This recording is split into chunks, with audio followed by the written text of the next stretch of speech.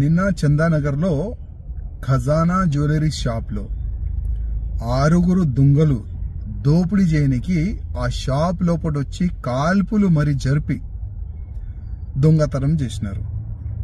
వాళ్ళు సంగారెడ్డి వైపు వెళ్ళినారు, అటువైపు వెళ్ళినారని ఇట్లాంటి వార్తలు కూడా మీడియాలో నడిచింది.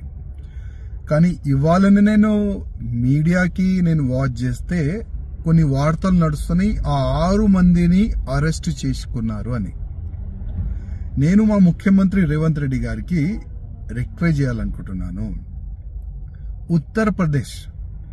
ఉత్తరప్రదేశ్ లో ఎవరైనా దొంగతనం చేయనికి, దోపిడీ చేయనికి, మర్డర్ చేయనికి ఇవ్వాలా భయపడుతున్నారు.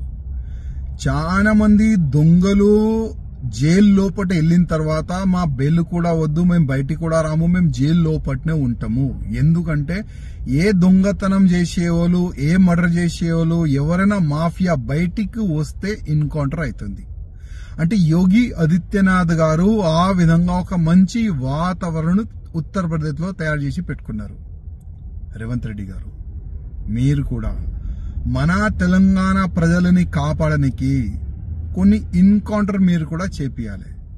ఇప్పుడు నిన్న ఆ ఖజానా జ్యువెలరీ షాప్ లో దొంగతనం చేయనికి వచ్చిన తర్వాత వాళ్ళు కాల్పులు కూడా జరిపినారు. కొంతమందికి బుల్లెట్ కూడా తాగింది ఆ షాప్ లో పనిచేసే వాళ్ళకి, మేనేజర్ కి. ఒకవేళ చనిపోతే ఇంకా జనాల పైన వాళ్ళు ఫైర్ చేస్తే ఏమయ్యేది? కొద్దిగా ఆలోచన చేయాలి. అందుకోసం తెలంగాణలో కూడా ఒక భయం అట్లాంటి వాతావరణం క్రియేట్ కావాలి. ఎవరైనా వేరే రాష్ట్రంలో ఉన్న దొంగలు తెలంగాణకి దొంగతనం చేయనికి రావాలంటే ఒక భయం పుట్టాలి. తెలంగాణలో దొంగతనం చేయనికి మనం పోతే అక్కడ ఎన్కౌంటర్ చేస్తారు పోలీసులు.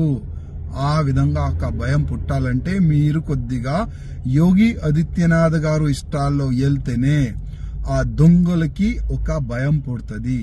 రేవంత్ రెడ్డి గారు కొద్దిగా ఆలోచన మీరు కూడా చేయండి దీనిపైన.